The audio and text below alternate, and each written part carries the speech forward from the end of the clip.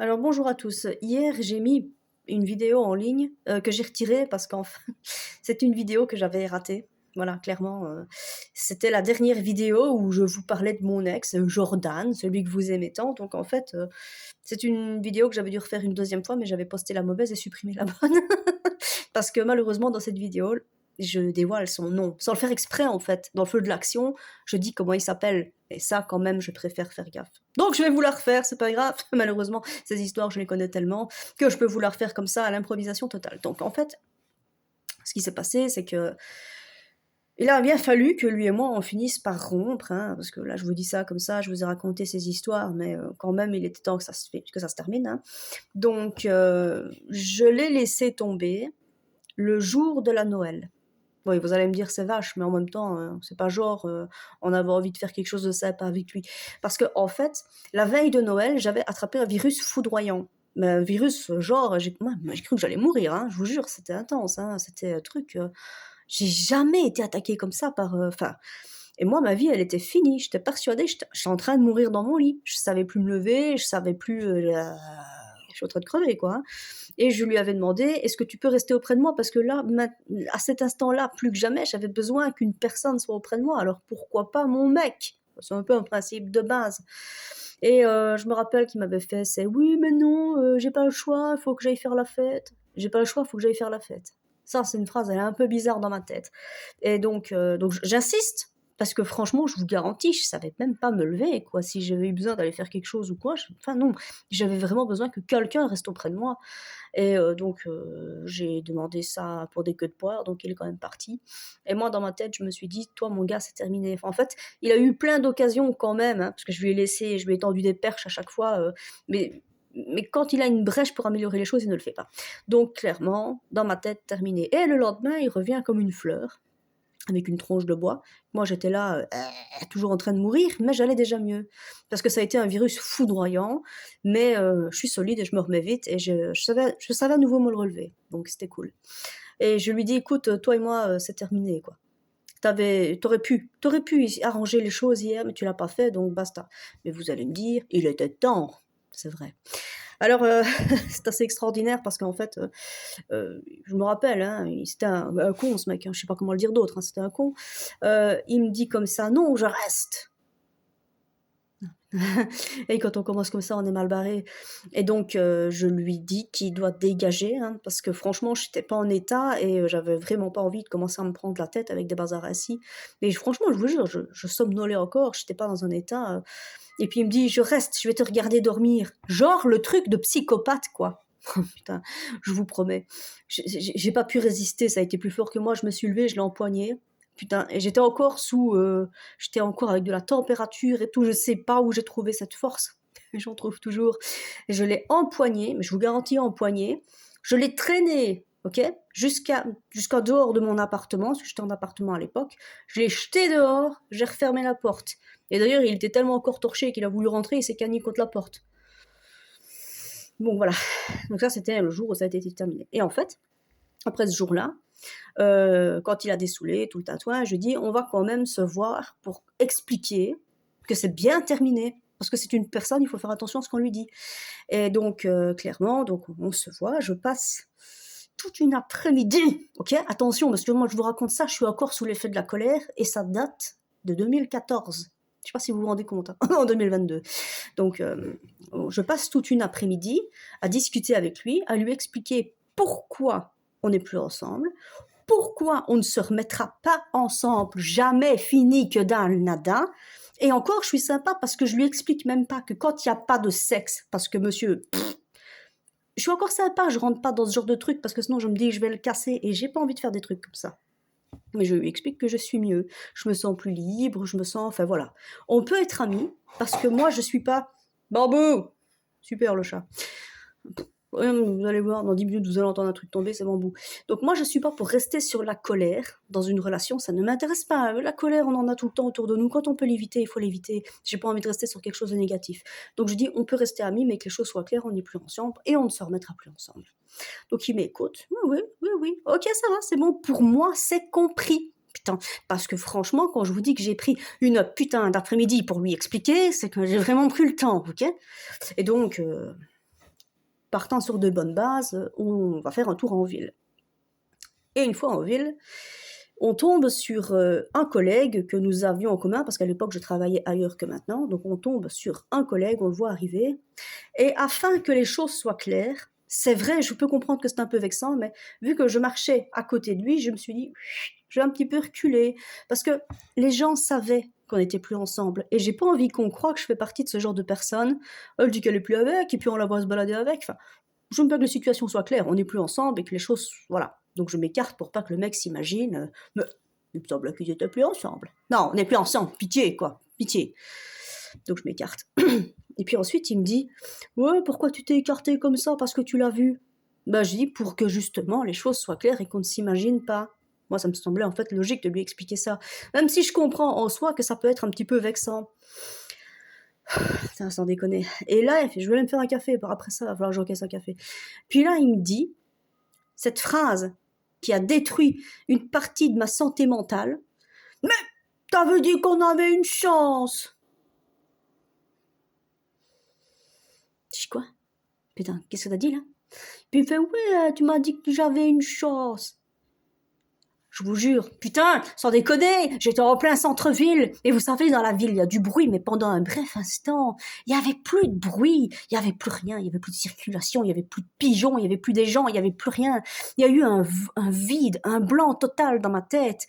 Et là, j'ai senti, vous savez, des fois, j'ai mon œil qui part en sucette parce que je suis un peu nerveuse, mais là, on aurait dit que les deux clignotaient en même temps. Et je me suis rendu compte à cet instant précis que je pouvais même pas être amie avec ce mec-là. Il faisait partie de ces gens, ils comprennent ce qu'ils ont envie de comprendre. Et ces gens-là, on ne peut rien faire avec eux. Donc, j'ai senti vraiment, genre, il y a un truc qui va exploser. Mais j'ai eu peur plus qu'autre chose. Je dis, ce mec est un malade. Putain, je viens de passer une après-midi à lui dire, on ne se remettra jamais ensemble. Putain, je sais pas comment le dire d'autre, avec grossièreté, mais j'ai pas le choix. C'est un truc de fou. Et en fait, je sais pas, c'est comme si j'avais une bombe à l'intérieur de moi qui allait faire péter toute la ville. J'ai tellement eu peur de ce que je pouvais, d'un coup comme ça, je l'ai planté en plein centre-ville. À cette époque-là, j'avais un abonnement de bus, donc ce que j'ai fait, j'ai sauté dans le premier bus qui passait, je sais même pas c'était lequel, je sais même plus où je suis allée, parce que j'étais là, dans le bus, vraiment, moi j'étais en face, je monte dans le bus, genre on va appeler la police parce que je suis dedans, parce qu'on voit ma tronche, c'est celle-là le problème, mais j'étais en état de stress, de choc, j'étais en choc émotionnel. Donc je l'ai planté et je l'ai vu avec sa tête de con là. Il a rien compris lui, mais moi je l'ai fui et j'ai coupé les ponts avec ce gars. J'ai pas eu le choix parce que c'était vraiment un gros malade.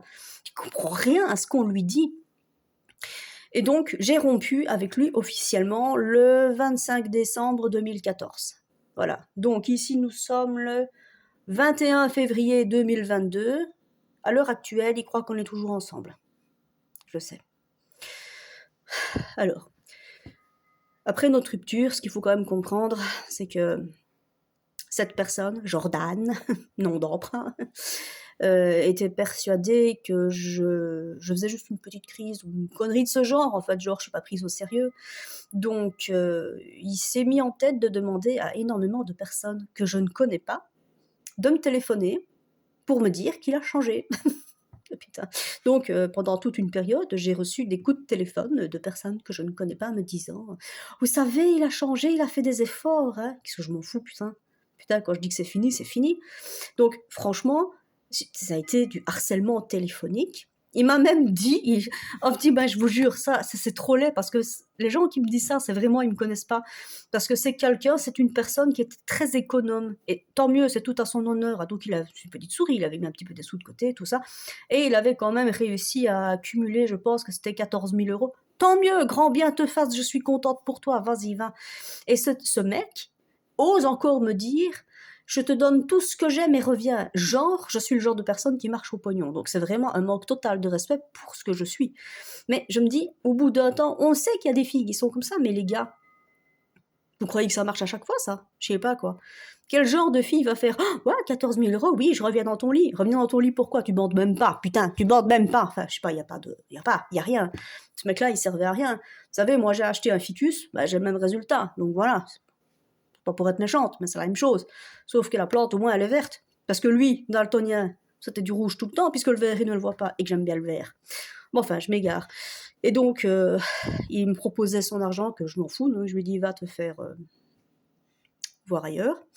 Et je me rappelle, une fois, j'ai même reçu un SMS en me faisant culpabiliser, presque. Il me dit qu'il a été voir un psychologue, il était temps, et que ça lui a coûté plus de 1 000 €. Donc il commence déjà encore à chiffrer les choses, et que c'est pour moi qu'il a fait ça. Enfin, je m'en fous. Enfin, en même temps, on va faire ta thérapie, je m'en fous un peu de tes problèmes. Enfin, donc voilà, ça a été loin. Alors j'ai quand même reçu énormément de lettres de sa part. Au tout début, je dois vous avouer quand même que c'était extraordinairement magique. Et la police d'ailleurs a vraiment adoré ce passage. Je recevais des lettres de sa part, signées, hein, et tout, avec son adresse, tout le bazar, hein, où il disait très clairement qu'il ne me lâcherait jamais, qu'il allait me traquer. Donc forcément, quand tu vas au commissariat déposer une plainte avec ce genre de documents signés et tout, c'est de l'or. Donc moi, franchement, la police, ils ont rigolé malade quand ils ont vu les lettres que j'amenais. Donc, ils ont pris contact avec. Et ce qui était magique, mais vraiment magique, c'est que, franchement, la police, elle a assuré, parce que devant moi, ils ont téléphoné, en disant, vous pouvez laisser madame tranquille. Et il a dit, et ça, je vous jure, j'en pleure encore, tellement c'est... Putain, mais moi, j'ai explosé de rire quand j'ai entendu ça, c'est tellement absurde. C'est elle qui me harcèle. Mais le policier, il avait compris l'affaire aussi, donc il s'est retenu parce que c'était quelqu'un de professionnel, hein. Mais je l'ai vu faire son petit rictus sur le côté, et moi, quand j'étais là, j'ai dit, mais enfin. Et voilà, le policier m'a dit, on a compris, madame, vous tracassez pas. Donc, en fait, j'ai dû malheureusement déposer plusieurs plaintes contre lui, hein, parce qu'il pensait qu'on était toujours ensemble. Ensuite, il a arrêté de m'envoyer des lettres signées. Il m'envoyait juste des lettres. Et puis ensuite, ça devenait un petit peu plus bizarre. Et je vous dis ça avec le sourire, mais c'est vraiment un psychopathe. Il m'envoyait juste une feuille de papier blanc. Voilà. Mais il n'y avait rien dessus. J'avais une enveloppe dans ma boîte aux lettres, hein, et une feuille blanche dedans. Putain, même Charles Manson, il fait pas ça. Donc, voilà, c'est quand même complètement dingue, hein. Et bon, il a quand même été jusqu'à m'envoyer des lettres à mon nouvel emploi. Donc ça commence un peu à me poser problème. Ce qu'il faut savoir, c'est que j'ai déménagé. Mais en fait, de par sa fonction, parce que c'est une personne qui a une fonction bien particulière, il peut savoir les suivis d'adresse. Donc il a su que j'avais déménagé et il a continué à me pourchasser. Mais ensuite, je viens encore de déménager, je suis ici à Saint-Nicolas, comme vous le savez ou que vous ne le savez pas. Mais j'avais quand même contacté son employeur en leur faisant part de cette remarque qu'il avait profité de son statut pour essayer de continuer de me traquer, qu'il y avait plusieurs plaintes qui avaient été faites. Et voilà, donc, ici, il ne sait pas où je suis. Tant mieux, parce que là, franchement, ça ne va pas le faire. Et en fait, ce qu'il faut bien comprendre, c'est que lui, dans sa tête, la relation, elle a évolué. C'est de l'évolution qu'il y a eu. Parce qu'un jour, je recroise, on était beaucoup de collègues à ce moment-là, et je recroise, que je suis toujours contente d'avoir quelqu'un de l'époque, et je dis, comment tu vas, et tout, ça me fait plaisir. Franchement, j'ai travaillé dans une boîte, les gens étaient géniaux. Je n'ai que des trucs positifs à dire sur eux, sauf lui. Et donc, ce gars me dit, écoute, on ne te voit plus avec Jordan. Jordan, hein, ok. Et, bon, oui, c'est normal, on n'est plus ensemble. Hein. Non, pas plus ensemble. Et je vous parle de ça, c'était en 2020, hein, donc c'était il y a 2 ans, donc c'est pas si loin. Moi, j'ai rompu avec en 14, hein, ok.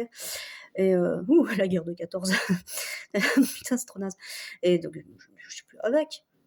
Non, comment ça se fait, enfin, il me semble que quand on lui demande « quoi, on ne te voit plus avec Audrey », il répond qu'en fait, vous allez vous promener ailleurs.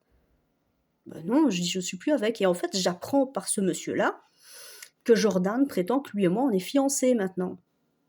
C'était il y a 2 ans, ça. Bah oui, regardez.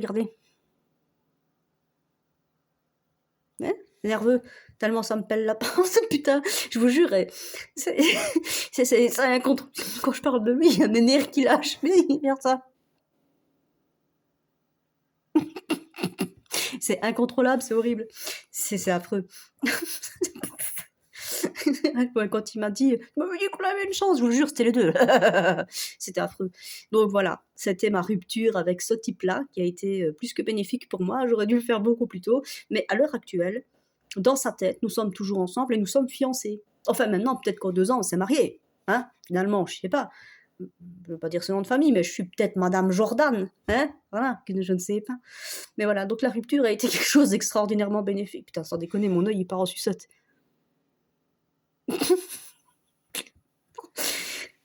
Je parle de lui, mon corps réagit. C'est pas un signe, ça? C'est magnifique. Donc voilà, ma rupture a été longue, a été éprouvante, marrante parfois. Marrante, parce que je vous garantis que ça a été du harcèlement, hein. Mais du lait, hein. Harcèlement, hein. Le gars, il veut pas, et voilà, encore à l'heure actuelle. Une fois, je suis tombée dessus en ville, je l'ai vu, il m'a pas vu. Et là, je vous jure, j'étais comme une ado, je ne sais pas ce que j'ai eu comme réaction bizarre. Quand je l'ai vu, je dis « Oh merde !» Et j'ai été me planquer pour pas qu'il me voie. Vraiment. Et les gens m'ont dit, me regardaient, genre, qu'est-ce que là, celle-là? Ils peuvent pas savoir. Ils peuvent pas comprendre, les gens. Mais quand je l'ai vu, je dis « Oh merde !» Et je me suis barrée. Pas le choix. Pas le choix. Donc voilà. C'était le dernier chapitre avec Jordan. Maintenant, c'est une relation de 2 ans que j'ai eue avec lui, donc il y a certainement des choses qui vont me revenir et que je serai certainement très contente de pouvoir vous partager.